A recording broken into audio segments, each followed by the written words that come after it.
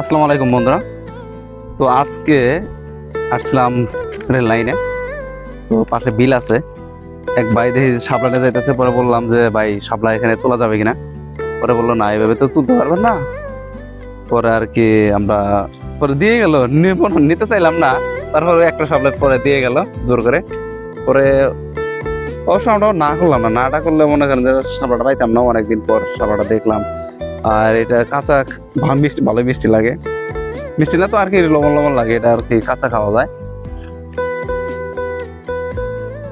ভালোই লাগছে, খারাপ না। তো আপনারা খেয়েছেন কিনা কখনো জানি না। আমার কিন্তু শেষ লাগছে। এই মনিরুল ভাইয়ের কথা মনে পড়লো। ভাই আসলো যে ওই দিন দেখলাম খাইতেছে শাপলা, তারপরে মালা বানাইতেছে। পরে ওই কথাটা আমার মনে পড়লো। আর পরে ভাইয়ের বললাম যে শাপলাটা তুলবো, পরে পারলাম না। আর এভাবে যদি আমি খাইতে থাকি সারাদিন খাইতে পারবো। আর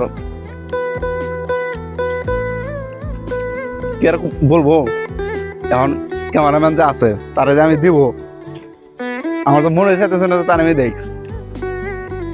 এত এত ভালো লাগতেছে, দেখতে পারছেন। আচ্ছা, একটু ক্যামেরাম্যানটা দিব, সেও খাবে, রেখে দিই।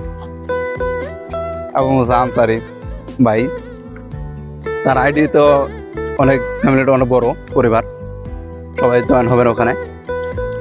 আমার ভিডিওটা যারা দেখছেন তারা অবশ্যই ওখানে চলে যাবেন। তার আইডিতে ভালো ভালো কন্টেন্ট তৈরি করে, অনুপ্রেরণামূলক।